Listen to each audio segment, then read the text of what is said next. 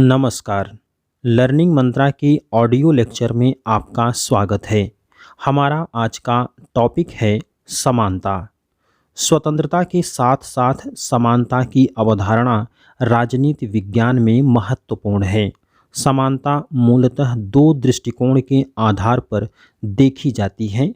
नकारात्मक दृष्टिकोण, इसका अर्थ होता है सभी लोग पूर्ण रूप से समान होंगे, जबकि सकारात्मक दृष्टिकोण को तात्विक दृष्टिकोण भी कहते हैं और इसका अर्थ होता है कि तर्क संगत के आधार पर भेदभाव का बर्ताव किया जा सकता है। इसे समानों में समानता कहा जाता है।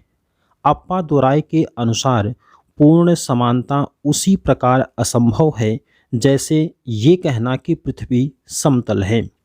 लास्की ने कहा कि अगर एक ईंट ढोने वाले के वेतन और एक प्रोफेसर के वेतन को बराबर कर दिया जाता है, तब यह समानता नहीं होगी, बल्कि इसे समानता की मूल भावना ही नष्ट हो जाएगी। समानता की अवधारणा का विकास आधुनिक काल में हुआ है, क्योंकि प्राचीन यूनान में असमानता को दार्शनिक मान्यता प्रदान किया गया था। प्लेटो के द्वारा तीन गुणों के आधार पर तीन वर्गों का निर्माण किया गया। बुद्धि के आधार पर शासक वर्ग, साहस के आधार पर सैनिक वर्ग, तृष्णा के आधार पर उत्पादक वर्ग का निर्माण हुआ। और प्लेटो के द्वारा कार्य विशेषीकरण के सिद्धांत के द्वारा असमानता को तर्क संगत ठहराया गया, क्योंकि उसने कहा था कि शासक वर्ग शासन का कार्य करेगा और सैनिक वर्ग सुरक्षा का कार्य करेगा, जबकि उत्पादक वर्ग के द्वारा उत्पादन का कार्य किया जाएगा। यूनानी चिंतक अरस्तु ने कहा कि असमानता प्राकृतिक है। अरस्तु के द्वारा अपनी पुस्तक पॉलिटिक्स के अंतर्गत बौद्धिक गुणों के आधार पर स्वामी और दास तथा पुरुष और स्त्री के मध्य भेदभाव की स्थापना की गई। इसी आधार पर अरस्तु के द्वारा कहा गया है कि जन्म से ही कुछ लोग स्वामी और अनेक लोग दास होते हैं। मध्यकालीन राजनीति विज्ञान में पोपशाही, राजशाही और सामंतशाही के कारण वर्गीय विशेषाधिकार का प्रचलन था, जिसके परिणाम स्वरूप समानता की अवधारणा का विकास नहीं हो पाया। आधुनिक काल में समानता की अवधारणा का जन्म 16वीं-17वीं शताब्दी में पूंजीवादी व्यवस्था के उदय के साथ होता है, और इस व्यवस्था में आर्थिक स्वतंत्रता के साथ साथ राजनीतिक समानता की मांग की गई।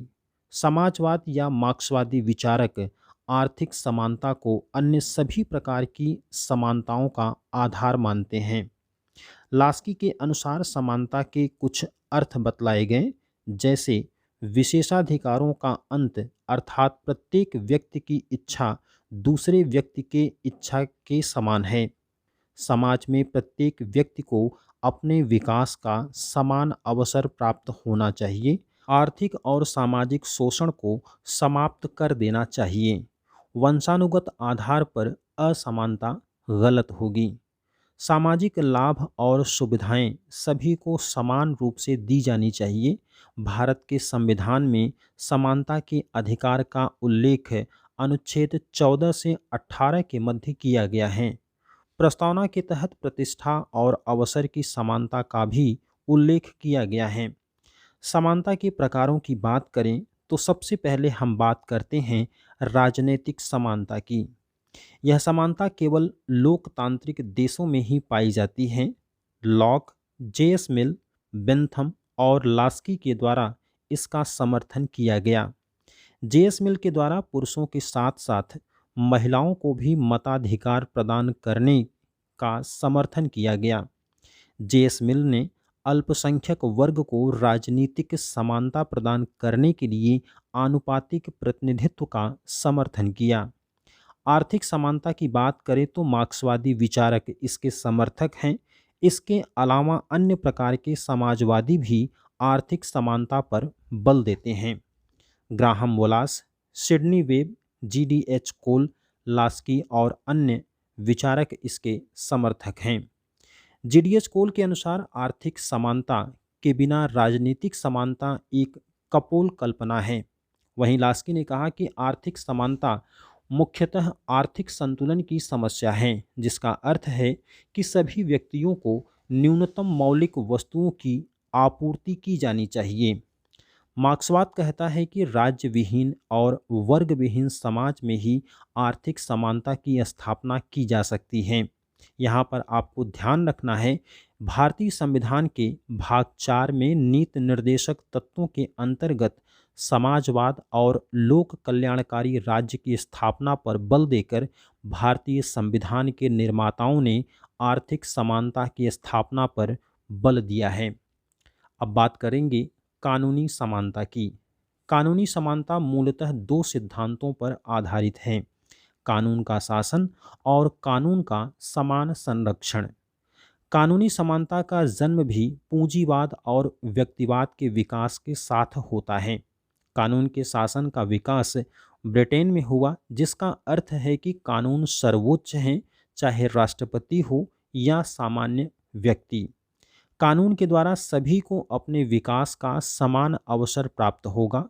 कानूनी समानता प्रक्रिया को अधिक महत्वपूर्ण मानता है। कानूनी समानता का दूसरा आधारभूत तत्व कानून का समान संरक्षण है, जो कि अमेरिका में प्रचलित है, जिसका अर्थ होता है कि तर्कसंगत आधार पर भेदभाव का बर्ताव किया जा सकता है। सामाजिक समानता का समर्थन मार्क्सवादी विचारकों ने किया है, जिसका अर्थ है कि बिना किसी वर्गीय भेदभाव के सभी को अपने विकास का अवसर प्राप्त होगा। सामाजिक समानता सामाजिक समन्वय पर आधारित होता है। जातिवाद, धर्म, लिंग, मूल वंश इत्यादि के आधार पर भेदभाव को समाप्त करना ही सामाजिक समानता कहलाता है। राजनीति विज्ञान के अंतर्गत हिटलर के द्वारा नस्लवाद का समर्थन किया गया था। इसने कहा कि जर्मन नस्ल के लोग सर्वश्रेष्ठ होते हैं। यूनानी राजनीतिक विचारकों में विशेषकर अरस्तू के द्वारा कहा गया कि यूनानी जाति के लोग बुद्धिमान हैं और उन्हें दास नहीं बनाया जा सकता। ब्रिटिश शासन के दौरान 1833 ईस्वी के चार्टर एक्ट के द्वारा दास प्रथा को समाप्त करने की घोषणा की गई थी। भारतीय संविधान के अंतर्गत सामाजिक समानता को स्थापित करने के लिए अनुसूचित जाति, अनुसूचित जनजाति और अन्य पिछड़ा वर्ग और महिलाओं के हितों के लिए विशेष प्रावधान किए गए हैं। और अब बात करेंगे धार्मिक समानता की।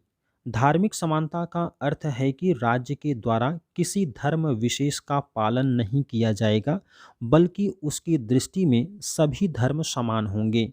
भारतीय संविधान की प्रस्तावना में 42वें संविधान संशोधन के द्वारा 1976 में पंथ निरपेक्ष शब्द को जोड़ा गया। मूलाधिकारों के अंतर्गत अनुच्छेद 25 से 28 तक धार्मिक स्वतंत्रता के अधिकारों का उल्लेख किया गया है। और अब बात करेंगे नागरिक समानता की। नागरिक समानता का अर्थ है राज्य के द्वारा व्यक्ति के व्यक्तित्व के विकास के लिए बिना किसी भेदभाव के नागरिक अधिकार को प्रदान किया जाना। स्वतंत्रता और समानता में क्या संबंध पाया जाता है, इस पर राजनीति विज्ञान में दो दृष्टिकोणों का जन्म हुआ है। पहला, स्वतंत्रता और समानता एक दूसरे के विरोधी हैं। इनके द्वारा कहा गया कि राज्य स्वतंत्रता के मार्ग में बाधक है। इस दृष्टिकोण के मुख्य समर्थक लॉर्ड एक्टन और डी टाकविले हैं। लॉर्ड एक्टन ने कहा, समानता की उत्कृष्ट अभिलाषा ने स्वतंत्रता को निष्फल या व्यर्थ बना दिया है। स्वतंत्रता और समानता एक दूसरे के विरोधी हैं। विचारधारा के रूप में व्यक्तिवाद और अराजकतावाद के द्वारा इसका समर्थन किया गया। दूसरा दृष्टिकोण समानता और स्वतंत्रता को एक दूसरे का विरोधी न मानकर पूरक मानता है। मैकाइवर के अनुसार स्वतंत्रता और समानता एक दूसरे के अनुपूरक हैं। Laski, R.H. टॉनी और G.D.H. कोल के द्वारा भी इसी दृष्टिकोण का समर्थन किया गया। आरिस्टोनी के अनुसार समानता की प्रचुर मात्रा स्वतंत्रता का विरोधी नहीं, बल्कि उसके लिए आवश्यक है। पोलार्ड ने कहा, स्वतंत्रता की समस्या का समाधान समानता में ही निहित है। लास्की के अनुसार स्वतंत्रता और समानता में कोई भेदभाव नहीं पाया जाता, क्योंकि बिना समानता पूर्ण समाज के स्वतंत्रता का लाभ केवल वर्ग विशेष तक ही सीमित रह जाएगा। डॉक्टर आशीर्वादम के द्वारा कहा गया है कि फ्रांसीसी क्रांतिकारियों के द्वारा स्वतंत्रता, समानता और भ्रातृत्व का नारा लगाया गया था, तब वे न तो पागल थे और न ही मूर्ख, क्योंकि समानता से पहले स्वतंत्रता का अस्तित्व संभव नहीं है।